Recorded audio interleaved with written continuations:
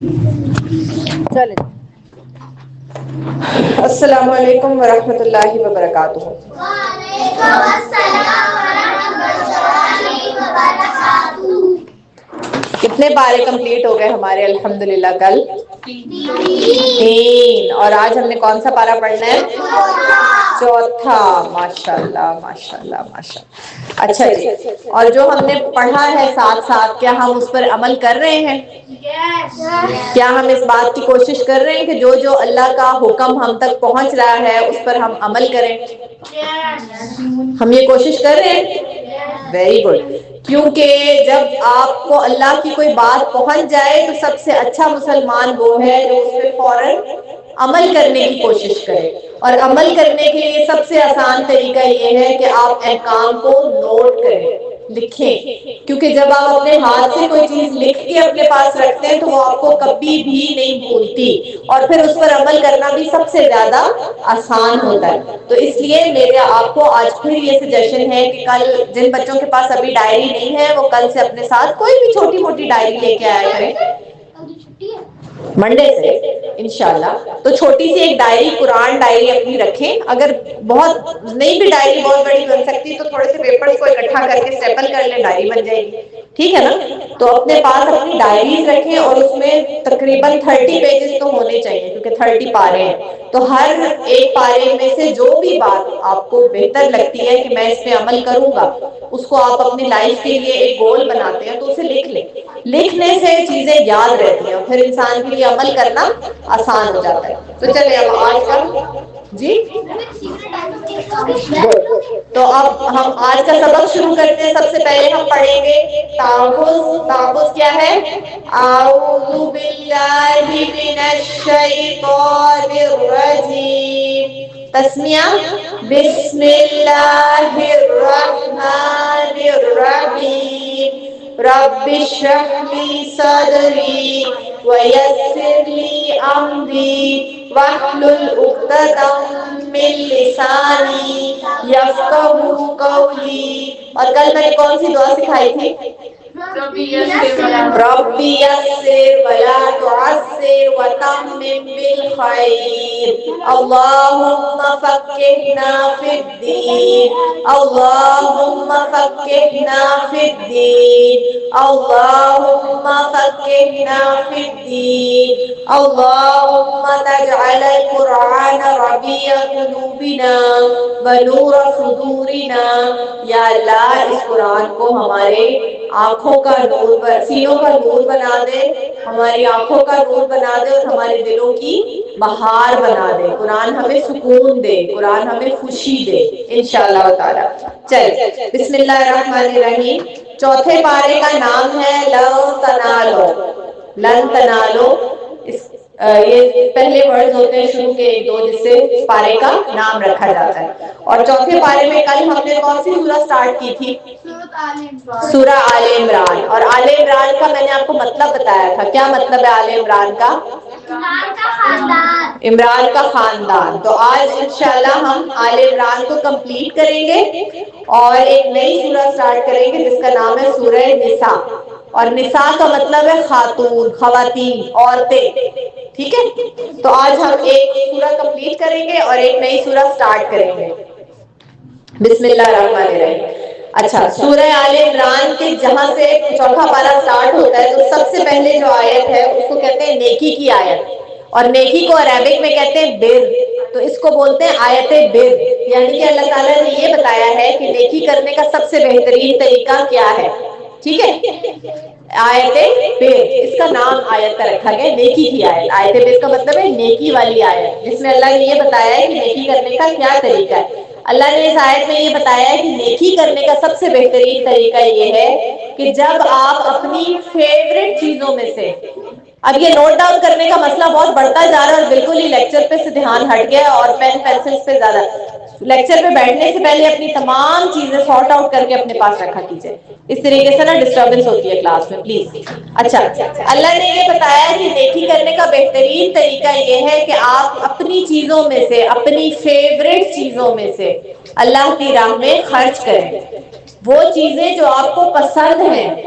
جو چیزیں آپ کو پسند ہوتی ہیں، انسان کی عادت ہوتی ہے کہ اگر اسے کوئی چیز پسند ہوتی ہے تو وہ پھر ایک آدھ نہیں ہوتی انسان کے پاس، اس کی ایک پوری کلیکشن ہوتی ہے. اگر کسی کو جوتے پسند ہیں تو اس کے پاس ایک جوڑا جوتے نہیں ہوں گے، وہ پھر کوشش کرے گا کہ جب بھی اس کے پاس تھوڑے سے پیسے آئیں گے وہ سب سے پہلے کیا خریدے گا؟ جوتے، کیونکہ اس کو جوتے اچھے لگتے ہیں. کچھ بچوں کو کلر پینسلز پسند ہوتی ہیں تو یا اسٹیشنری پسند ہوتی ہے، پیارے پیارے شارپنر، پیاری پیاری پینسل، چھوٹی چھوٹی ڈائریز. تو جب بھی ان بچوں کے پاس پاکٹ منی جمع ہوتی ہے تو وہ اپنی اسٹیشنری جمع کرنا شروع کر دیتے ہیں. کچھ بچوں کو ٹوائز کا شوق ہوتا ہے تو وہ اچھے اچھے ٹوائز جمع کرتے ہیں. کچھ کو کپڑوں کا شوق ہوتا ہے، گرلز کو جیولری کا شوق ہوتا ہے. تو اللہ تعالیٰ کہتے ہیں کہ بہترین طریقہ نیکی کرنے کا یا میری راہ میں انفاق کرنے کا. انفاق کا مطلب کیا ہے؟ انفاق کا مطلب ہے اللہ کی راہ میں خرچ کرنا، اللہ کے لیے خرچ کرنا. اب اللہ کو کچھ گفٹ دینا. اللہ کو تو آپ کی گفٹ کی ضرورت نہیں ہے نا، اللہ کو کسی چیز کی ضرورت ہے؟ اللہ تعالیٰ تو سب کو دینے والے ہیں نا، اس لیے انہیں تو کسی بھی چیز کی ضرورت نہیں ہے. تو پھر ہم اللہ تعالیٰ کو کیسے کچھ دے سکتے ہیں؟ ایسا کیا طریقہ ہو سکتا ہے کہ ہم اللہ تعالیٰ کو کوئی گفٹ دیں؟ اللہ کے بندوں کو کچھ دے کر. اللہ تب خوش ہوتا ہے جب اس کے بندے خوش ہوتے ہیں. ہادی آپ یہاں آ جاؤ، یہاں آ جاؤ. اللہ تب خوش ہوتا ہے جب اس کے بندے خوش ہوتے ہیں. اللہ کے بندوں کو وہ جو بھی گفٹ آپ اپنے اللہ کے لیے نکالے، بہترین چیز، اپنی چیزوں میں سے بہترین چیز. اگر آپ کو شوز پسند ہے تو وہ والے شوز جو آپ کو سب سے زیادہ پسند ہے، بہت فیوریٹ ہے. ویسے اگر آپ نے ایک جوڑی خریدی ہے تو دو خرید لیں، ایک خود پہنے اور ایک اپنے کسی ضرورت مند مسلمان بھائی کو دے دیں تو اللہ تعالیٰ بہت زیادہ خوش ہوں گے. اگر آپ کو اسٹیشنری جمع کرنے کا شوق ہے تو کوئی بہت ہی خوبصورت سی پینسل کسی ضرورت مند بچے کو گفٹ کریں، ٹھیک ہے نا؟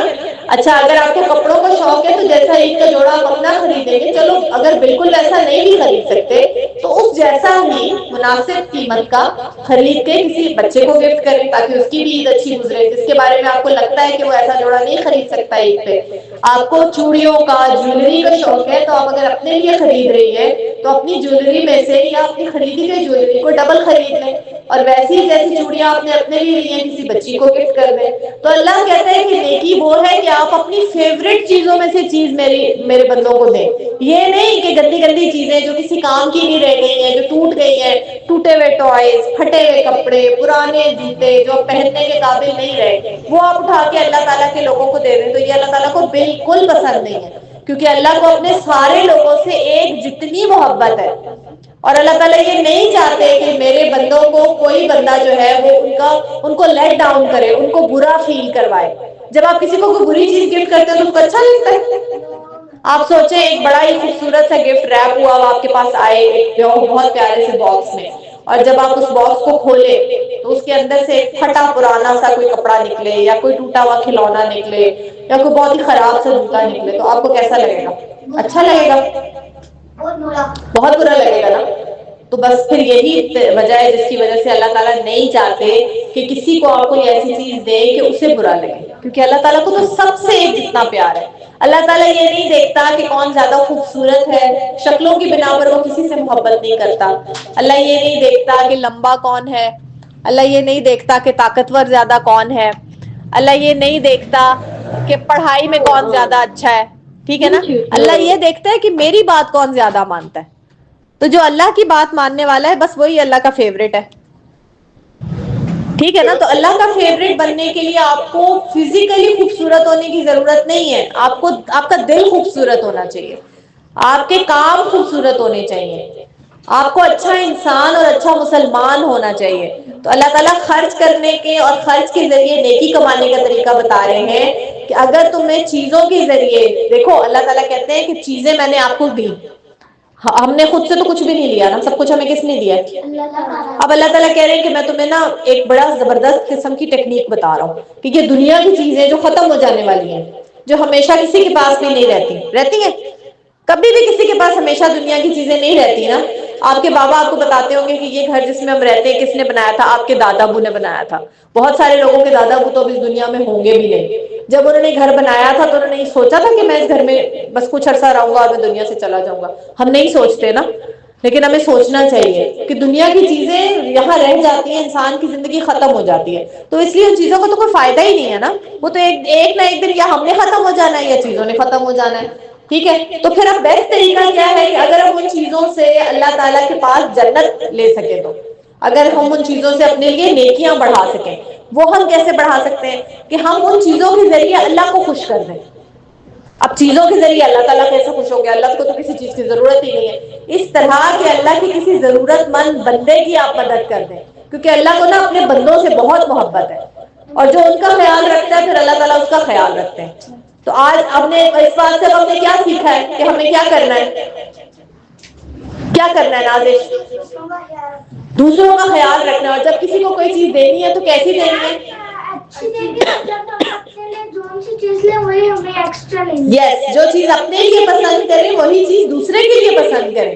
اگر کوئی بہت بہترین چیز آپ کو پسند آ گئی ہے اور آپ 2 نہیں خرید سکتے تو کچھ اس سے تھوڑی سی کم چیز اپنے لیے بھی پسند کر لیں تو 2 آ جائیں گی.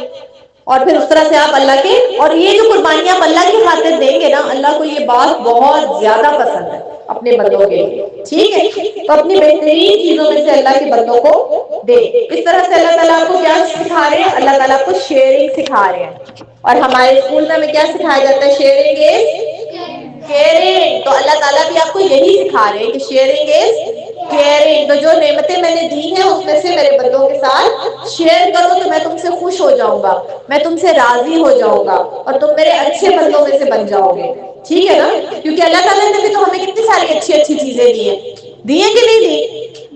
تو بس پھر اگر ہم ان اچھی اچھی چیزوں میں دوسروں کا حصہ رکھیں گے تو اللہ ہم سے خوش ہو جائیں گے. اس کے بعد اللہ تعالیٰ نے چوتھے پارے میں خانہ کعبہ کے بارے میں بات کی ہے. اللہ کہتا ہے کہ خانہ کعبہ اس دنیا میں بنائی جانے والی سب سے پہلی مسجد ہے. خانہ کعبہ یہ نظر آ رہا ہے آپ کو اسکرین پہ؟ خانہ کعبہ اچھا یہ لوڈ نہیں ہو رہا، آ رہا ہے، 2 منٹ ٹھہر کے. اب نظر آیا؟ یس. خانہ کعبہ کہاں ہے؟ مکہ مکرمہ میں.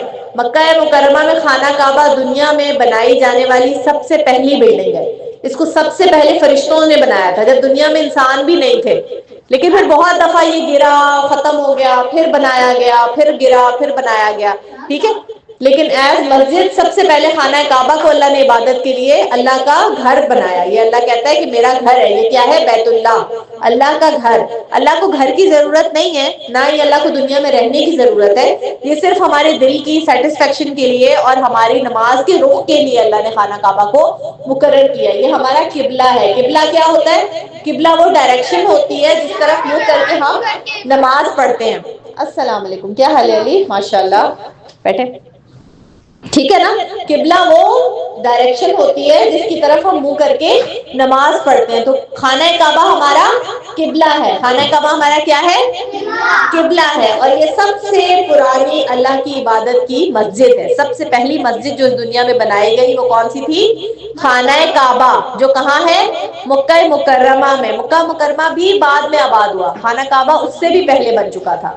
ٹھیک ہے، بہت پہلے، آدم علیہ السلام کے آنے سے بھی پہلے اللہ نے سب سے پہلے دنیا میں خانہ کعبہ کو تعمیر کیا، اپنا گھر تعمیر کیا.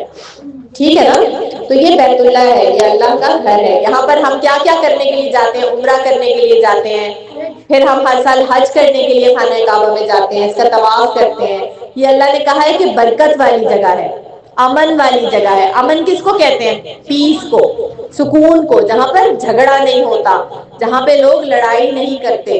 تو مکہ میں لوگ آپس میں لڑتے نہیں ہیں، جھگڑتے نہیں ہیں، اس لیے کہ ان کو اس بات کا بہت احترام ہوتا ہے کہ یہ اللہ کے گھر کا شہر ہے، یہ وہ شہر ہے جس میں اللہ کا گھر ہے. اور پھر اللہ تعالیٰ نے بھی لوگوں کے دلوں میں وہاں پہ اتنا زیادہ سکون ڈالا ہوا ہوتا ہے کہ وہ بالکل آپس میں ایک دوسرے سے لڑتے جھگڑتے نہیں ہیں. تو مکہ برکت والا شہر ہے، بیت اللہ امن والا گھر ہے اور برکت والا گھر ہے. اور اللہ نے کہا ہے کہ اس کو صاف رکھو، پاک رکھو میری عبادت کرنے والوں کے لیے.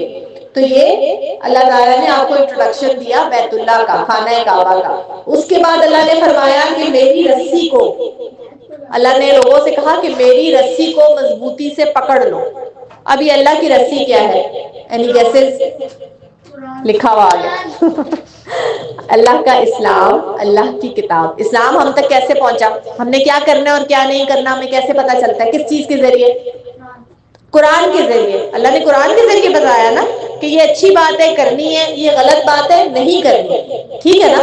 تو پھر اسلام کو پکڑنے کا مطلب قرآن کو مضبوطی سے پکڑ لینا, قرآن کو نہ چھوڑنا. اس کا مطلب یہ نہیں کہ آپ قرآن پاک کو پکڑے اور اس کو پکا پکڑ کے کھڑے ہو جائے اور کہ میں نے اللہ کی رسی کو پکڑا ہے, نہیں. اس کا مطلب یہ ہے کہ قرآن میں جو حکم ملے ہیں. جی ہادی, قرآن کو نماز کے بعد پڑھنا چاہیے. ہاں پڑھنا چاہیے, لیکن یہاں اللہ تعالیٰ یہ بات کریں کہ جو بھی حکم اللہ تعالیٰ نے قرآن میں دیے ہیں نا انہیں بھولے نہیں, انہیں اپنی زندگی کا حصہ بنائیں, انہیں فوراً اپنی روٹین کا حصہ بنائیں. جیسے کل ہم نے پڑھا کہ آیت الکرسی پڑھنی ہے, نماز کے بعد پڑھنی ہے, صبح اٹھنے کے بعد پڑھنی ہے, رات کو سونے سے پہلے پڑھنی ہے. تو کتنے بچوں نے پڑھی؟ ہینڈ ریز کریں. ماشاءاللہ ماشاءاللہ, اللہ تعالیٰ آپ کو مزید عمل کی توفیق دے. یہ ہے اللہ کی رسی کو مضبوطی سے پکڑنا. یہ مطلب تھا اللہ تعالیٰ کا کہ جو بات میں کہوں اس پہ فوراً عمل کرو اور پھر کرتے چلے جاؤ. یہ نہیں کہ 2 دن کیا اور تیسرے دن چھوڑ دیا. تو جو حکم اللہ کا مل گیا بس اسے آپ نے پکڑ لیا اور پھر اسے چھوڑا نہیں کبھی, ٹھیک ہے نا. مانور بیٹھ جائے اپنی جگہ پہ. اس کو دیکھنا عائشہ بہت ڈسٹربنس کر رہی ہے, ٹھیک ہے نا. تو اللہ کی رسی کو مضبوطی سے پکڑنے کا مطلب ہے اس کے حکم کو پکڑ لینا اور پھر اس پر عمل کرنا اور پھر اسے چھوڑنا نہیں, ٹھیک ہے. اور آپس میں لڑائی جھگڑا نہ کرو. اللہ نے قرآن میں فرمایا کہ آپس میں لڑائی جھگڑا نہ کرو, ایک دوسرے کے ساتھ لڑو جھگڑو نہیں. خاص طور پہ قرآن کے معاملے میں ایک دوسرے کے ساتھ نہ لڑو جھگڑو, بس جو حکم آ جائے اس پر عمل کرو. سر جھکا کر آپس میں بحث نہ کرو, باحثیں نہ کرو, لڑو نہیں ایک دوسرے سے, ایک دوسرے کا نقصان نہ کرو. تو امن کے ساتھ, محبت کے ساتھ, نیکیوں کے کام میں ایک دوسرے کی ہیلپ کرے. جب کوئی اچھا کام کر رہا ہو تو اس کی ہیلپ کرے, اس کے ساتھ کوآپریٹ کرے, ٹھیک ہے نا. اور محبت کے ساتھ اللہ کے احکام کو مانے. یہ ہے اللہ کی رسی کو مضبوطی سے تھامنا. تو پھر ہمیں کیا کرنا ہے؟ ہمیں قرآن کو کیا کرنا ہے؟ فالو بھی کرنا ہے, صرف پڑھنا نہیں ہے. جو بات اللہ تعالیٰ بتائیں وہ فوراً کرنی ہے, اس پہ فوراً عمل کرنا ہے, سوچنا نہیں ہے زیادہ. جی پچھلے دن آپ نے بتایا تھا کہ اللہ کی بات کو بغیر سوال جواب کیے مانیں. جی یہی ہے اللہ کی رسی کو مضبوطی سے پکڑنا ہے. یہ ہے قرآن فالو کرنا کہ جو بات اللہ نے کہہ دی ہے اس پر عمل کریں. پھر اس کے بعد اللہ تعالیٰ نے کہا کہ جو مسلمان ہیں وہ ایک ٹیم ہے, سارے مسلمان ایک ٹیم ہے. بھلے وہ مسلمان امریکہ میں رہتے ہوں, بھلے وہ مسلمان سعودی عربیہ میں رہتے ہوں, بھلے وہ مسلمان انڈیا میں رہتے ہوں, بھلے وہ مسلمان دنیا کے کسی کونے میں بھی رہتے ہیں, سارے مسلمان ایک ٹیم ہے, بھائی بھائی ہے, ایک ٹیم ہے, ایک پوری امت ہے. کیا ہے؟ امت, ایک ٹیم, ایک پوری فیملی, ایک پوری فیملی ہے. ہر مسلمان ایک فیملی کا ممبر ہے, بھلے وہ اس کا کلر کوئی بھی ہے, بھلے وہ کوئی بھی زبان بولتا ہے, بھلے وہ کسی بھی فیملی سے ہے, بھلے وہ دنیا کے کسی بھی کونے میں رہتا ہے, لیکن وہ ایک فیملی کا ممبر ہے. وہ سب آپس سے بھائی بھائی ہیں, تمام مسلمان. اور اللہ نے کہا ہے کہ یہ سارے مسلمان بیسٹ پیپل ہیں. اب دیکھو کتنی بڑی بات ہے. کوئی آپ کو کہے کہ آپ سب سے بیسٹ ہیں تو آپ کو کیسا لگے گا؟ اچھا لگے گا نا. جب مما کہتی ہیں کہ یہ تو میرے سب سے پیارے بچے ہیں تو کتنا خوش ہو جاتا ہے نا انسان, ہے نا. دل کتنا خوش ہو جاتا ہے, او پورا دن اچھا گزرتا ہے کہ آج تو مما نے بڑی تعریفیں کر دی. بھائی ٹیچر کہتے ہیں کہ آپ تو میرے سب سے بیسٹ اسٹوڈنٹ ہیں, تو زمین پہ پیر ہی نہیں ٹکتے, سارا دن انسان خوش رہتا ہے, اسمائل رہتی ہے فیس پہ, ہے نا. کل ہم نے ایک چیز اور بھی پڑھی تھی نا, یس اسمائلنگ, یس اسمائلنگ از سننا. تو ہمیں کیا کرنا ہے پھر؟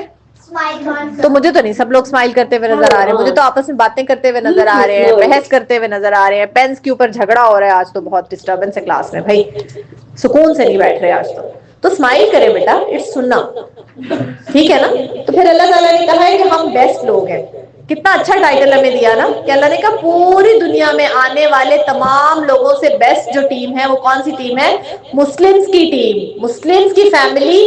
ہم سے پہلے بھی بہت سارے نبیوں کی بہت ساری فیملیز آئی, ٹھیک ہے نا, جو بہت ساری بکس بھی اللہ تعالیٰ نے بھیجی, بہت سارے پروفٹس اللہ تعالیٰ نے بھیجے, اور ان پروفٹس کی فیملیز تھی, ان پروفٹس کے ماننے والے لوگ تھے. لیکن اللہ تعالیٰ نے کہا کہ سب سے بیسٹ کون ہے؟ مسلم. سب سے بیسٹ کون ہے؟ مسلم. جی جنت میم جو نبی اور رسولوں کی فیملی ہے ان کو ट्री ऑफ फैमिली। نہیں وہ میں امت کے حساب سے بات کری. فیملی کا مطلب ان کو ماننے والے لوگ, ان کی امتیں, ان کی ٹیمز, وہ لوگ جو ان کو مانتے تھے. تو ہم سے پہلے بھی بہت ساری امتیں تھیں, ہم سے پہلے بھی بہت سارے انبیاء تھے, لیکن اللہ تعالیٰ نے کہا کہ یہ لاسٹ ہے, لاسٹ امت ہے اور بیسٹ امت ہے. تو پھر اللہ نے کہا کہ اب اس بیسٹ امت کی نا ایک ڈیوٹی ہے.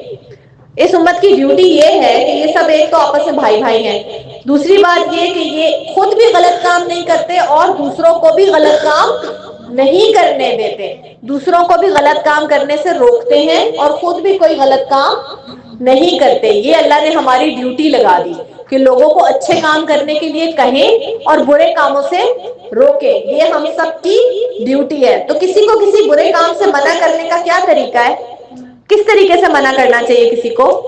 آپ اپنے کسی فرینڈ کو چوری کرتے ہوئے دیکھیں کلاس میں, تو آپ کیا کریں گے, کیا ریئیکشن ہوگا آپ کا؟ میم کو بتا دیں گے, کو چھپانا چاہیے اور اس کو منع کرنا. یس میم کو بتا دیں گے تو وہ تو بہت بیچارہ پوری کلاس کے سامنے شرمندہ ہو جائے گا.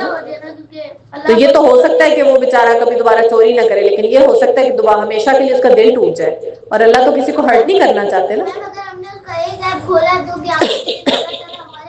پوری دنیا کے سامنے ہمارے اللہ تعالیٰ کو نا کسی کی بری بات اگر آپ کو پتہ چلے نا تو اس کو چھپانا چاہیے, یہ اللہ کو پسند ہے. یہ نہیں کرنا چاہیے کہ بھاگ بھاگ کے شکایت لگانی چاہیے, یہ غلط رویہ ہے. ٹھیک ہے, تو اگر آپ کو کوئی فرینڈ چوری کرتا ہوا نظر آئے تو پھر آپ کیا کریں گے؟ آپ اسے منع کریں گے تو وہ آگے سے کہے گا آپ کو کیا ہے, پھر کیا کریں گے آپ؟ اچھا اچھا, آپ نے اس کو کہا سمجھائیں گے کیسے سمجھائیں گے؟ وہ اس نے آپ کو تھپڑ لگا دیا پھر میم ہم صبر کریں گے اور ہم اللہ پر یقین رکھیں گے اور صبر کریں گے.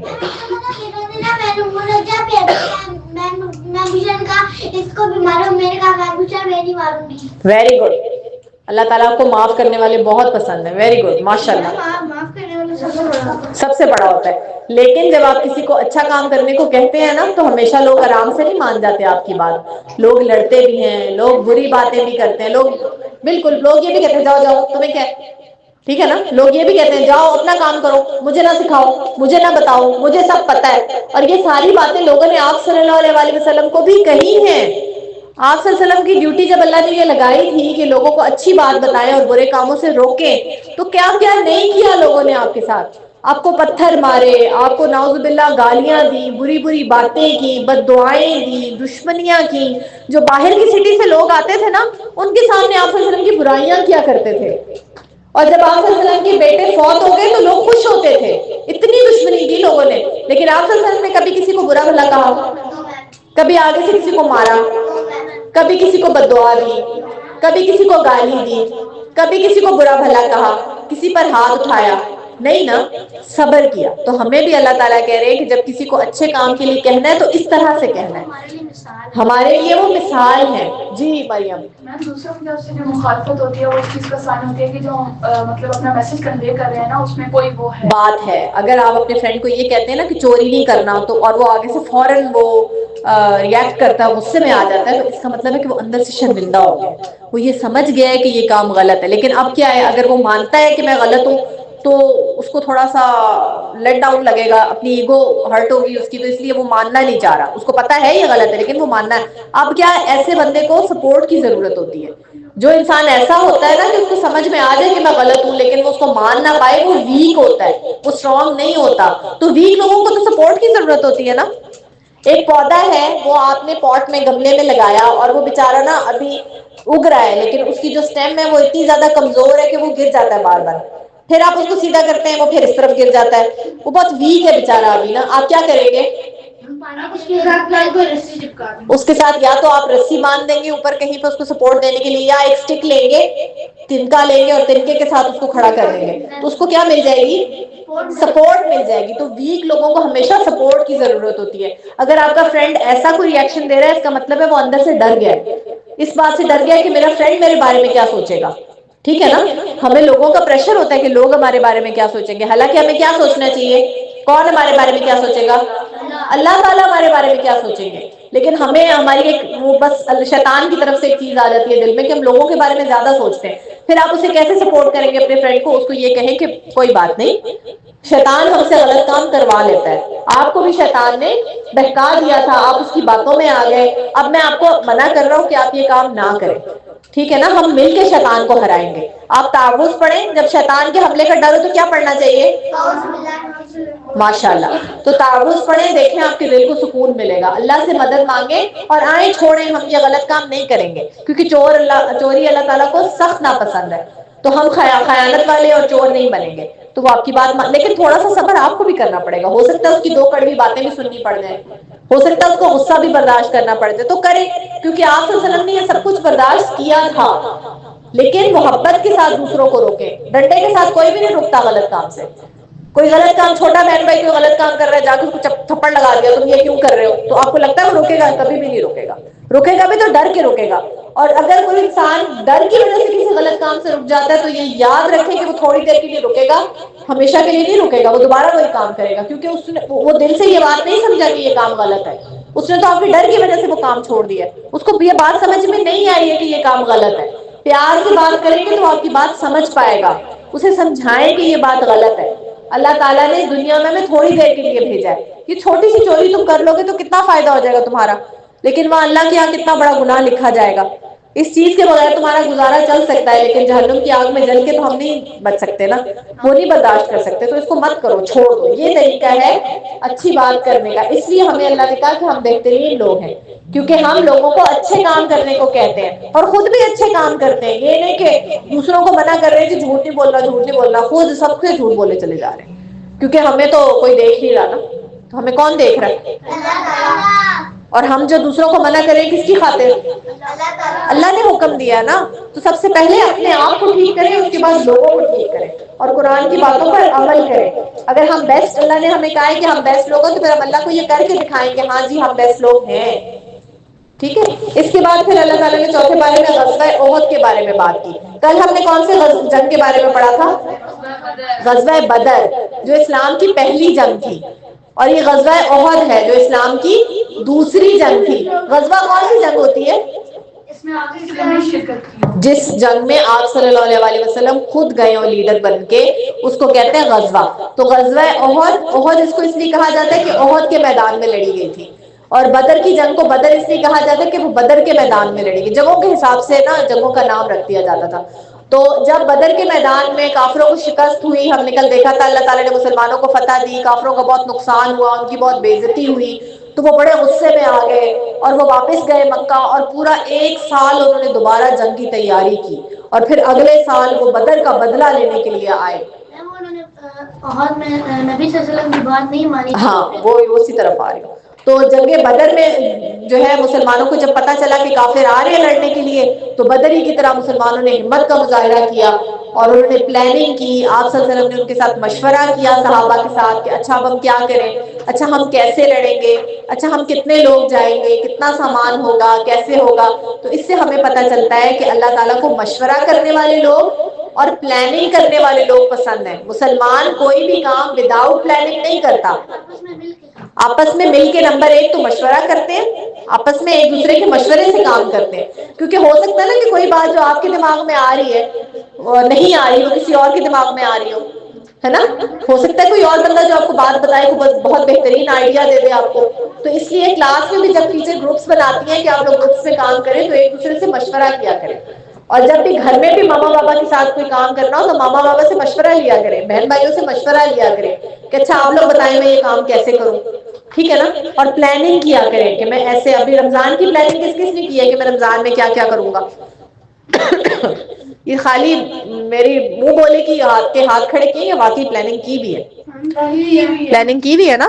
تو اچھے مسلمان وہی ہوتے ہیں جو ہمیشہ پلاننگ کر کے کام کو کرتے ہیں. اللہ تعالیٰ کو مشورہ بھی کریں بیٹا, آج بیٹھ کے اپنے گھر میں نا جو بھی آپ کا کام ہے اس کے بارے میں, رمضان کی پلاننگ کے بارے میں اپنے گھر والوں سے مشورہ کریں. میم آپ نے 3 چیزیں بتائی تھی میم, 2 چیزیں یاد ہے میم, 1 چیز بتائی تھی. کون سی چیزیں؟ میم آپ نے کس حوالے سے؟ میم ایک تو फ्री बनाने का और एक गिफ्ट देने का, صدقہ دینے کا, اپنے ہاتھ سے صدقہ. تیسری بات یہ تھی اپنے ہاتھ سے صدقہ دینا. ٹھیک ہے, تو پلاننگ کریں رمضان کی, مشورہ کریں, اور ہمیشہ ہر کام بڑے ہو کے بھی اور چھوٹے ہوتے ہوئے بھی پلاننگ کے ساتھ کریں. ہمیشہ ایکٹیو, مسلمان ہمیشہ ایکٹیو ہوتا ہے, سست نہیں ہوتا. ٹھیک ہے, اور ہمت والا ہوتا ہے, بہادر ہوتا ہے, ڈرپوک نہیں ہوتا. اس کو اپنے اللہ پر بھروسہ ہوتا ہے, اس کو یہ پتا ہوتا ہے کہ میرا اللہ میرے ساتھ ہے تو مجھے کسی سے ڈرنے کی ضرورت نہیں ہے. لیکن وہ سخت بھی نہیں ہوتا, مار دھاڑ والا بھی نہیں ہوتا. یہ نہیں کہ میں بہادر ہونے کا مطلب یہ نہیں ہوتا کہ آپ ہر کسی سے جا کے لڑ پڑے. بہادر وہ ہوتا ہے, آپ نے فرمایا تھا سب سے زیادہ بہادر کون ہے؟ جو غصہ پی جاتا ہے, جس کو غصہ آئے بھی نا تو چپ, بس گالیاں نہیں دیتا, ڈانٹتا نہیں ہے, برے برے لفظ نہیں بولتا, کسی کا دل نہیں دکھاتا, لوگوں کو مارتا پیٹتا نہیں ہے, غصے میں وہ غصے کو دبا لیتا ہے, وہ سب سے زیادہ بہادر ہے. بہادری کا مطلب کبھی بھی لڑنا جھگڑنا نہیں ہوتا. یہ جو کارٹونز میں اور موویز میں آپ کو دکھاتے ہیں, غلط دکھاتے ہیں.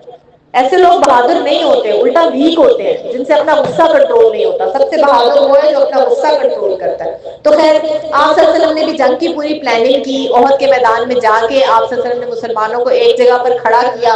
ٹھیک ہے, اور فرمایا یہ ایروز دیکھ رہے ہیں, وہ یہ جو جہاں پہ ایروز لگے ہوئے ہیں یہاں پہ آپ صلی اللہ علیہ وسلم نے اپنے صحابہ کو کھڑا کیا, 50 لوگوں کو, اور ان سے کہا کہ یہاں سے نہیں ہٹنا کسی صورت میں, جب تک میں دوسرا حکم نہ دے دوں, یہاں سے آپ نے نہیں ہٹنا. جنگ شروع ہوئی, اللہ نے فرشتوں کے ذریعے مسلمانوں کی مدد کی, اور تھوڑی دیر میں مسلمان جیتنا شروع ہو گئے, کافر ہارنا شروع ہو گئے, کافر ڈر گئے, اور وہ اپنا سامان چھوڑ چھوڑ کے بھاگنا شروع ہو گئے. اب پہلے جنگوں میں ایسا ہوتا تھا کہ جو ہار جاتے تھے وہ جب بھاگ جاتے تھے جان بچا کے, کیونکہ اگر وہ رکیں گے تو مار دیے جائیں گے یا قیدی بنا لیے جائیں گے, تو لوگ بھاگ جاتے تھے. تو جب وہ بھاگتے تھے سامان چھوڑ جاتے تھے, کیونکہ سامان سمیت بھاگنا مشکل ہوتا تھا, تو جیتنے والی فوج ہوتی تھی نا وہ سارا سامان اس کو مل جاتا تھا. تو جب کافروں نے بھاگنا شروع کیا تو مسلمانوں نے سمجھا کہ ہم جیت گئے ہیں, اور انہوں نے اپنی جگہ چھوڑ دی, اور سب نے سامان اکٹھا کرنا شروع کر دیا. تو یہ جو بڑا سا ایرو ہے نا, اس طرح سے جو خالد بن ولید تھے, آپ کو پتا نا حضرت خالد بن ولید, اس وقت وہ مسلمان نہیں ہوئے تھے, تو وہ کافروں کی طرف سے لڑ رہے تھے, لیکن وہ بہت اسمارٹ تھے. انہوں نے جب دیکھا کہ صحابہ نے یہ والی جگہ چھوڑ دیا تو انہوں نے پیچھے سے حملہ کر کے, پیچھے سے آ کے دوبارہ حملہ کر دیا, پیچھے سے کوئی نہ آ سکے. اسی لیے تو آپ صلی اللہ علیہ وسلم نے صحابہ کو وہاں پہ کھڑا کیا تھا, لیکن انہوں نے آپ صلی اللہ علیہ وسلم کے دوسرے حکم کا انتظار نہیں کیا, اور ان سے پوچھے بغیر اپنی جگہ چھوڑ دی. ہاں, اور وہ دونوں جو ہے انہوں نے پیچھے سے آ کے دوبارہ حملہ کیا. تو اب تو مسلمانوں کو بہت مشکل ہو گئی, کیونکہ پیچھے سے جب حملہ ہوتا ہے تو آپ اپنے آپ کو کنٹرول نہیں کر پاتے. مسلمانوں کا بہت نقصان ہوا, بہت لوگ شہید ہوئے, بہت لوگ زخمی ہوئے, لیکن پھر بھی اللہ تعالیٰ نے ان کی مدد کی, اور کافر آخرکار مسلمان پھر اکٹھے ہو کے دوبارہ لڑے, تو پھر کافر بھاگ گئے, اور مسلمانوں کو اللہ نے بچا لیا. لیکن نقصان بہت ہوا تھا مسلمانوں کا, ٹھیک ہے نا. اور کچھ لوگ ان میں سے ایسے بھی تھے جنہیں قرآن یاد تھا, اور اس وقت کم لوگ تھے جنہیں قرآن یاد تھا, وہ بھی ضائع ہو گئے, شہید ہو گئے. تو قرآن اب سکھانے والے بھی کم لوگ رہ گئے. پھر وہ خیر اس کے بعد صحابہ نے زیادہ سے زیادہ قرآن کو حفظ کرنا شروع کر دیا تھا. تو غزوہ احد سے پھر مسلمانوں نے یہ سیکھا کہ کبھی بھی آپ صلی اللہ علیہ وسلم کی کسی بھی بات سے انکار نہیں کرنا. اور یہ سب تمام مسلمانوں کے لیے رول ہے کہ جس بات سے آپ صلی اللہ علیہ وسلم روک دیں, رک جانا ہے, اور جس کام کو کرنے کو آپ صلی اللہ علیہ وسلم کہہ دیں تو وہ کرنا ہے. اب ہمیں کیسے پتا چلے گا کہ آپ صلی اللہ علیہ وسلم اب تو ہمارے درمیان میں نہیں ہے نا, اب تو وہ اللہ کے پاس چلے گئے, تو ہمیں کیسے پتا چلے گا؟ قرآن میں تو آپ صلی اللہ علیہ وسلم کی باتیں نہیں ہے نا, وہ تو اللہ کی باتیں ہیں. حدیث اور سنت, ہمیں حدیث سے اور سنت سے پتا چلے گا کہ آپ صلی اللہ علیہ وسلم نے کیا کام کرنے کو کہا ہے اور کیا کام کرنے سے روکا ہے. اور میں آپ کو ایک بات بتاؤں, جو بات اللہ تعالیٰ نے آپ صلی اللہ علیہ وسلم کو بتائی ہے وہی آگے آپ صلی اللہ علیہ وسلم نے کی ہے, خود سے کبھی بھی کچھ نہیں کہا. تو جو آپ صلی اللہ علیہ وسلم کا حکم ہے وہ کس کا حکم ہے ایکچوئل میں؟ اللہ کا. تو اس لیے ہمارے سب سے پہلے کون ہے؟ ہمارے لیے سب سے فرسٹ نمبر پہ کون ہے؟ اس کے بعد یس, تو ہم آرڈر بھی اللہ تعالیٰ کی بات کس کا آرڈر مانیں گے؟ اور اللہ تعالیٰ کہتے ہیں کہ میرے نبی کا آرڈر میرا آرڈر ہے, ٹھیک ہے نا. جو انہوں نے کہہ دیا وہ, جیسے بابا کہتے ہیں نا جو دادا ابو نے کہہ دیا اس کا مطلب ہے میں نے کہہ دیا, ایسے ہی کہتے ہیں نا. یہ کہتے ہیں جو چاچو نے کہہ دیا اس کا مطلب ہے وہ بابا نے کہا ہے. ہر بات ماننی ہے چاچو کی. چلو جن کے ہیں تایا چچا کے بارے میں بھی, تو تایا ابو کے بارے میں تو بابا کہتے ہیں نا جو بات تایا ابو کہیں وہ مانا کرو. تو اسی طرح اللہ تعالیٰ کہہ رہے ہیں کہ جو بات آپ صلی اللہ علیہ وسلم کہیں وہ مانا کریں. تو جو کام اب ہم اس کو جاننے کے لیے ہمیں کیا کرنا پڑے گا؟ کہ آپ صلی اللہ علیہ وسلم نے کس کام سے روکا ہے، کون سا کام کرنے کو کہا ہے؟ حدیث کو سمجھیں. کوشش کریں اپنے ماما بابا سے کہیں کہ روز ہمیں ایک حدیث، چھوٹی چھوٹی حدیث جو ہے نا وہ بتایا کریں. بچوں کے گلدستے بھی آتے ہیں حدیث کے، ہاتھی چھوٹے چھوٹے گلدستے، چھوٹی چھوٹی بکس آتی ہیں بچوں کے لیے حدیث کی. تو کوشش کریں کہ حدیث کو سیکھنے کی کوشش کریں، یعنی یہ حدیث کو زیادہ سے زیادہ پڑھا کریں. ٹھیک ہے؟ جتنا زیادہ حدیث کو جانیں گے اتنا زیادہ آپ کو پتہ چلے گا کہ آپ صلی اللہ علیہ وسلم نے کیا کرنے کو کہا ہے اور کیا کرنے سے منع کیا ہے. تو اس میں ہمارا ہی فائدہ ہے، جو بات آپ صلی اللہ علیہ وسلم نے کی ہے وہ ہماری خاطر کی ہے. اچھا، اور تیسری چیز جو غزوہ احد سے مسلمانوں نے سیکھی وہ یہ سیکھی کہ اللہ تعالیٰ کبھی کبھی انسان کو غم، دکھ، پریشانی، تکلیف اس لیے دیتے ہیں کہ اللہ تعالیٰ یہ جان سکے کہ کون صبر کرتا ہے اور کون رونے، دھونے، پٹنے، شکایتیں شروع کر، اے اللہ میرے ساتھ یہ کیا ہوگا، اے اللہ جی میرے ساتھ یہ کیوں ہوا. ہم ایسے کہتے ہیں نا، وائی می، اللہ میاں نے میرے ساتھ کیوں کیا. تو اللہ تعالیٰ کو یہ بات بالکل پسند نہیں ہے کہ کوئی ایسے کہے کہ میرے ساتھ ہی یہ کیوں کیا. ہر مشکل کے ساتھ آسانی ہے. اور میں نے آپ کو چھوٹے بچوں کو جب میں نے حدیث پڑھائی تھی تو میں نے ایک ایگزامپل دی تھی.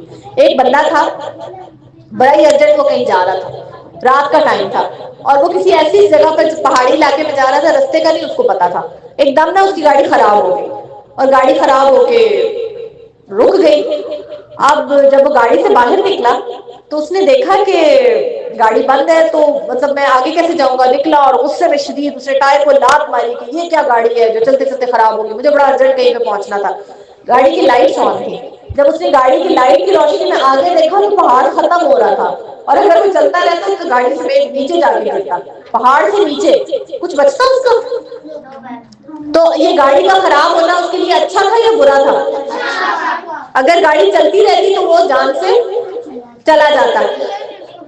ہاں جی، تو اس کو جب وہ گاڑی کے اندر بیٹھا ہوا تھا تو اس کو کیا لگا میرے ساتھ کیا ہو گیا، او ہو بہت برا ہو گیا، اوے میرا بڑا نقصان ہو گیا. لیکن جب وہ باہر نکلا تو پھر اس کو کیا پتا چلا کہ یہ برائی، یس اس چھوٹے نقصان سے اللہ تعالیٰ نے اس کو بڑے نقصان سے بچا لیا ہے. تو ہوتا ایکچوئل میں ایسا ہی ہے، جو ہمارے ساتھ غلط ہوا ہوتا ہے اس کو ہمیں لگ رہا ہوتا ہے کہ غلط ہے، لیکن صحیح کیا ہے وہ تو اللہ کو پتا ہے نا. اور اللہ تعالیٰ ہمارے ساتھ کبھی بھی غلط نہیں کرتے. جو کرتا ہے اللہ کرتا ہے اور اللہ جو کرتا ہے بہتر کرتا ہے، ہمیشہ بہتر کرتا ہے. اللہ تعالیٰ سب سے زیادہ ہمارے لیے اچھا کرنے والے ہیں. یہ کہیں لکھ لیں اپنی اس میں بکس پہ، مرر پہ لگایا ہے. Very good. جو کرتا ہے اللہ کرتا ہے اور اللہ جو کرتا ہے اچھا کرتا ہے. تو مسلمانوں کو اللہ تعالیٰ کبھی کبھی دکھ تکلیف دیتے ہیں. جی، صبر کا پھل میٹھا ہوتا ہے. اللہ تعالیٰ یہ دیکھنا چاہتے ہیں کہ کون سا بندہ ہے جس کو میرے اوپر کتنا ٹرسٹ ہے. جو تو اللہ پر ٹرسٹ کرنے والا ہے اس کو یہ پتا ہے کہ خیر کوئی بات نہیں، تھوڑی دیر کے لیے اللہ تعالیٰ مجھے ٹیسٹ کر رہے ہیں، اگر میں صبر سے کام لوں گا تو مجھے بہت اجر ملے گا. اور کچھ ہوتے ہیں وہ رونا پیٹنا، میرا مما جی میرا بال گم گیا، مما جی میرے مارکس کیوں کم آئے، میں نے تو اتنا پڑھا تھا، ٹیچر نے میرے ساتھ زیادتی کر دی، اوئے ہوئے ہوئے قیامت آ گئی، مما یہ بہت غلط ہو گیا، میرا فیوریٹ پین چوری ہو گیا. ہم لوگ ہر وقت اس طرح روتے رہتے ہیں نا. اللہ کو یہ رونے والے لوگ نہیں پسند.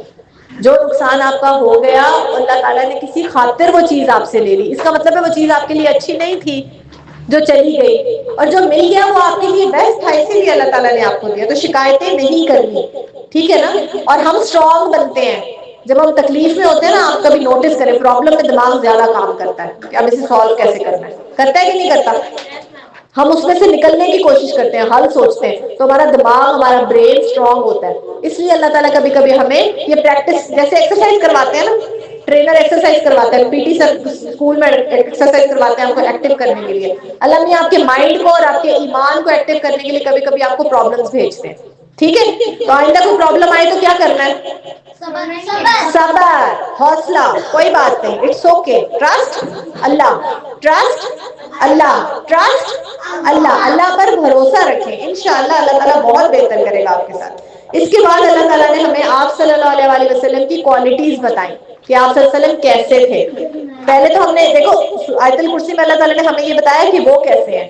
اب اللہ تعالیٰ ہمیں یہ بتا رہے ہیں کہ آپ کے نبی صلی اللہ علیہ وسلم کیسے تھے. اللہ تعالیٰ کہتے ہیں کہ میرے نبی بہت ہی نرم مزاج ہیں، اسمائلنگ فیس والے، آرام سے بات کرنے والے، نرم مزاجی سے بات کرنے والے. اور اللہ تعالیٰ کہتے ہیں کہ اگر آپ سخت مزاج ہوتے تو کیا ہوتا؟ لوگ آپ سے دور بھاگ جاتے. کوئی سختی سے بات کرنے والا, چڑچڑا آدمی ہو, غصے سے بولنے والا, کبھی آپ نے دیکھا کوئی اس کی بات مانتا ہو؟ کبھی دیکھا ہے کہ کوئی اس کی بات سنتا ہو؟ تو غصے سے بات کرنے والے کی بات کوئی بھی نہیں سنتا. ہمیشہ لوگ نرم مزاج انسان کی بات مانتے ہیں. اور سب سے زیادہ نرم مزاج کون ہے؟ آپ صلی اللہ علیہ وآلہ وسلم. کیونکہ آپ بیسٹ ہیومن بینگ ہیں. آپ کیا ہیں؟ Best human being. تو اللہ تعالیٰ کہتے ہیں کہ میرے نبی سب سے زیادہ نرم مزاج ہے, پیار کرنے والے. آپ صلی اللہ علیہ وسلم دشمنوں سے بھی پیار کرتے تھے. کتنے ہی دشمن آپ صلی اللہ علیہ وسلم کے ایسے تھے جو آپ صلی اللہ علیہ وسلم کے اسمائلنگ فیس کی وجہ سے اور آپ کے پیار کی وجہ سے مسلمان ہو گئے تھے. آپ جب اسمائل کرتے ہیں نا, آپ کبھی, اچھا آج آپ سارے بچوں نے ایک کام کرنا ہے. آپ سب نے اپنے روم میں جانا ہے, میرر کے سامنے کھڑے ہونا ہے, اور پہلے آپ نے نا سخت سا فیس بنانا ہے ایسے کر کے, اور پھر اس کے بعد آپ نے اسمائلنگ فیس بنانا ہے ایسے کر کے. اور پھر آپ نے دیکھنا ہے کہ آپ کی پرسنالٹی میں اور آپ کے فیس میں کتنا چینج آ جاتا ہے ایسے رہنے سے اور پھر ایسے رہنے سے, ہے نا. آپ نے کبھی دیکھا بڑے لوگوں کی یہاں پہ 2 لائنز بنی ہوئی ہوتی ہیں ایسے, وہ ہر وقت ایسے کرنے کی وجہ سے. ان کا نام ہی غصے کی لائنیں ہیں, پتہ ہے, فراؤن لائنز, غصے والی لائنز. ہاں, تو ہمیں یوں نہیں رہنا ہر وقت, ہمیں یوں رہنا ہے. کیونکہ یہ آپ صلی اللہ علیہ وسلم ہمیں سکھا کے گئے ہیں کہ سب سے اچھا انسان. اور جب بات کرنی ہے تو کیسے بات کرنی ہے؟ اوئے ادھر آ, یہ کیا ہے, تو نے ایسے, تو نے وہ. یہ اچھا لگ رہا ہے یا پیارے بھائی بات سنیے گا, میں آپ سے ریکویسٹ کر رہا ہوں, کیا آپ پلیز مجھے جگہ دیں گے؟ کیا آپ مجھے پانی دیں گے؟ آپ کے پاس پینسل ہے؟ میں اگر یہاں بیٹھنا چاہوں تو آپ کو کوئی مسئلہ تو نہیں ہوگا؟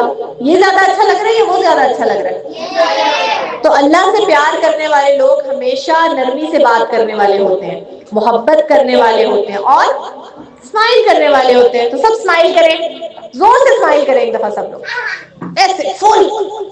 یس, آئندہ سب نے اسمائل کرنا ہے میری کلاس میں, ٹھیک ہے نا. تو جب بھی اسپیشلی اپنے چھوٹوں سے پلیز بہت پیار سے بات کیا کریں.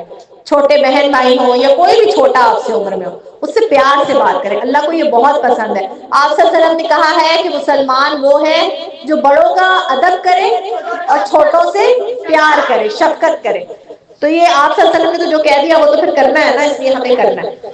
پھر دوسروں کو معاف کریں. آپ صلی اللہ علیہ وسلم ٹائم نہیں بیٹے, دوسروں کو بہت معاف کرنے والے تھے. اگر کسی سے کوئی غلطی ہو جائے تو اس پہ غصہ کرنے کی بجائے اس کو معاف کریں, کیونکہ غصہ اللہ تعالیٰ بھی آپ پہ بہت سارا کر سکتے ہیں, ہر وقت کر سکتے ہیں. یہ بھی ہو سکتا تھا ایک فرشتہ آپ کے کندھے پہ بیٹھا ہوا ہوتا نا, اور جیسے ہی آپ مسٹیک کرتے پٹاخ چپیڑ آتی. اچھا لگتا آپ کو ہے؟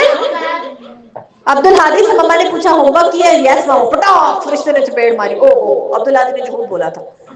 کیسا لگے گا؟ اچھا لگے گا, ہے نا. تو اسی لیے جب اللہ تعالیٰ معاف کر دیتے ہیں اور ہمیں فوراً سزا نہیں دیتے تو ہمیں بھی لوگوں کو کیا کرنا ہے؟ معاف کر دینا ہے. خاص طور پہ ایک تو اپنی زندگی میں رول بنا لو, جب کوئی سوری بول دے نا اس بات کو وہیں پہ ختم کر دو, اور اگر کوئی سوری نہیں بولتا تو بھی بات کو ختم کر دو, کیونکہ پھر اللہ تعالیٰ آپ کے لیے ڈبل انعام رکھیں گے. ٹھیک ہے نا. سوری بول دینے والے کو تو معاف کر دو, جو سوری نہ بولے اسے اور بھی جلدی معاف کر دو. غلطی آپ کی تو پھر سوری, فوراً سوری بول دو, ٹھیک ہے. پھر تو بیٹے شیطان نے نہیں مانی تھی اپنی غلطی, یہ تو شیطان کا کام ہے. ٹھیک ہے. تو موت, اس کے بعد چوتھے بارے میں اللہ تعالیٰ نے موت کا ذکر کیا ہے. اللہ نے یہ کہا ہے کہ ہر زندہ چیز کو مرنا ہے, یہ ایک حقیقت ہے. لیکن جو زندگی میں اچھے طریقے سے اللہ کی بات مانتے ہوئے دنیا میں وقت گزاریں گے تو موت ان کے لیے کیا ہے؟ اللہ تعالیٰ سے ملنے کی اپرچونٹی. جو اچھا انسان ہوتا ہے نا اسے اللہ تعالیٰ سے ملنے کا بہت شوق ہوتا ہے. جس نے ہر کام دنیا میں اللہ کو راضی کرنے کے لیے کیا ہوتا ہے تو وہ بڑا ویٹ کر رہا ہوتا ہے کہ میں کب اللہ تعالیٰ سے ملوں گا. اسے مرنے سے ڈر نہیں لگتا, کیونکہ اس کو پتا ہوتا ہے کہ مجھے جنت ملے گی, میں نے بڑی محنت کی ہوئی ہے. جیسے ایگزام کے وقت میں جس بچے نے بہت محنت کی ہوئی ہوتی ہے اسے پیپر دینے کی بڑی ایکسائٹمنٹ ہوتی ہے, وہ کہتا ہے بس جلدی سے پیپر ہو جائے. پھر اس سے بھی زیادہ ایکسائٹمنٹ اس کو ہوتی ہے کہ میرا رزلٹ جلدی سے آ جائے, کہ اس کو پتا ہوتا ہے میرا رزلٹ اچھا آئے گا. اور جس نے نہیں پڑھا ہوتا, اس نے گندے گندے کام کیے ہوتے ہیں, وقت ضائع کیا ہوتا ہے, وہ کہتا ہے نہ تو پیپر ہو اور نہ ہی کبھی رزلٹ آئے. ایسے ہی برے لوگوں کا مرنے کو جی نہیں چاہتا. ان کو پتا ہوتا ہے کہ ہمارا انجام کیسا ہونا ہے, انہیں پتا ہے وہاں آگے ہمیں سزا ملنی ہے. لیکن جنہوں نے نیک اعمال کیے ہوتے ہیں, جنہوں نے ساری زندگی اللہ کی خاطر نیک کام کیے ہوتے ہیں, تو ان کو اللہ سے ملنے کا شوق ہوتا ہے. وہ موت کو سزا نہیں سمجھتے, اور موت سزا ہے بھی نہیں. ایک زندگی ختم ہوتی ہے اور دوسری زندگی سٹارٹ ہو جاتی ہے, تو ہمارے تو ڈبل مزے ہیں نا. ایک زندگی یہاں ایک زندگی وہاں، یہاں ایگزام وہاں رزلٹ، تو ایگزام میں محنت کر لو انشاءاللہ تعالی رزلٹ بہت اچھا آئے گا، ٹھیک ہے. اس کے بعد اللہ تعالیٰ نے آل عمران کو ختم کیا یہ کہتے ہوئے کہ صبر کریں. مسلمان صبر والے ہوتے ہیں، ہر کام پر صبر کرتے ہیں. یہ تو میں نے ابھی آپ کو بتایا نا صبر کیا ہوتا ہے.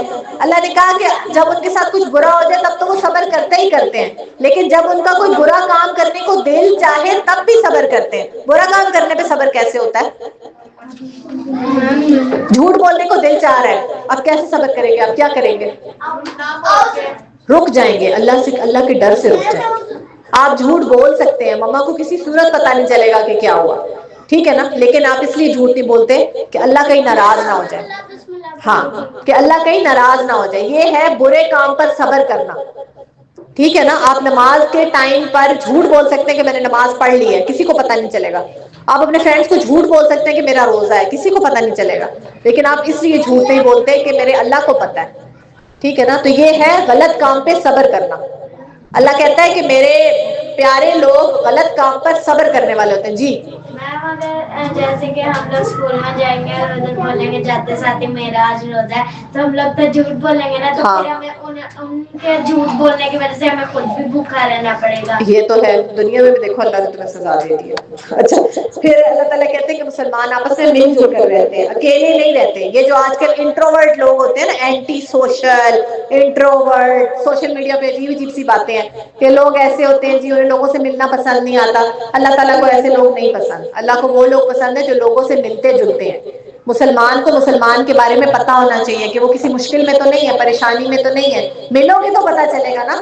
اور مسلمان مردوں کے لیے اس کا بیسٹ طریقہ کیا ہے کہ وہ کیا کرے؟ مسجد میں جا کے نماز پڑھے. اس لیے اللہ نے مسجد میں نماز پڑھنے کا حکم دیا ہے کہ آپس میں ملے جلے، تاکہ آپ کو ایک دوسرے کے حالات کا پتہ چلے، اور اگر کوئی پرابلم میں ہے، اس کو ہیلپ کی ضرورت ہے تو آپ اسے ہیلپ کر سکیں. تو اکیلے مت رہے، لوگوں سے ملتے جلتے رہے. اس کے بعد سورہ نساء شروع ہوتی ہے. نساء کا مطلب ہے خواتین، عورتیں. بھائی آپ لوگوں کے لیے بہت بڑی اللہ تعالیٰ کی طرف سے ہیپی نیوز یہ ہے کہ اللہ نے خواتین کے نام سے قرآن میں پوری ایک سورہ رکھی ہے، مردوں کے نام سے کوئی سورہ نہیں ہے. So you are so special. All ladies, all girls are very special to Allah. اس لیے اللہ نے اسپیشلی آپ کے نام سے سورہ نساء رکھی ہے کہ خواتین کی سورہ. تو اس میں سب سے پہلے اللہ تعالیٰ ہمیں فیملی لائف کے بارے میں بتاتے ہیں کہ ہمیں اپنی فیملی میں لائف کیسے گزارنی ہے. ٹھیک ہے، اللہ تعالیٰ صرف آپ کو عبادت کے بارے میں نہیں بتاتے ہیں، دنیا میں رہنے کے بارے میں بھی بتاتے ہیں. ہمارا جو دین ہے وہ کمپلیٹ دین ہے، ہر چیز کے بارے میں ہمیں بتاتا ہے. اللہ نے آپ کو کہیں پہ بھی اکیلا نہیں چھوڑا پرابلم میں. تو فیملی لائف کیسی ہونی چاہیے وہ سکھاتا ہے کہ آپ اسے پیار محبت سے رہے، ایک دوسرے کے ساتھ ادب سے رہے. پھر اللہ تعالیٰ نے وراثت کا رول بتایا. وراثت وہ ہوتا ہے کہ جب کوئی دنیا سے چلا جاتا ہے، پیچھے پراپرٹی یا مال وغیرہ پیسے وغیرہ چھوڑ جاتا ہے، اس کے بچوں میں اس کو ڈسٹریبیوٹ کیسے کرنا ہے. کیونکہ اللہ تعالیٰ نہیں چاہتے کہ اگر چھوٹے چھوٹے بچوں کے بابا چلے گئے ہیں تو ان کے ساتھ کوئی زیادتی ہو، یا کسی خاتون کے ہسبینڈ فوت ہو گئے ہیں یا تو اس کے ساتھ کوئی زیادتی ہو. تو اللہ نے ہر ایک کے پورے حصے کا، اس کے پورے اس کا خیال رکھا ہے، اور اللہ کسی کے ساتھ بھی زیادتی نہیں کرتا. اس لیے اللہ تعالیٰ نے وراثت کے رولز بتائے، یعنی کہ انہیریٹنس کے رول بتائے. جب کوئی دنیا سے چلے جائے گا تو آپ جس کے بابا گئے ہیں اس کا مال بھی آپ نہیں کھائیں گے، جس کے دونوں والدین چلے گئے اس کا مال بھی آپ نہیں کھائیں گے. تو اللہ نے ایسے رولز، بس ایک منٹ، تو اللہ تعالیٰ نے ایسے رولز بنائے کہ کوئی کسی کا مال نہ کھا سکے. اس کے بعد اللہ تعالیٰ نے کہا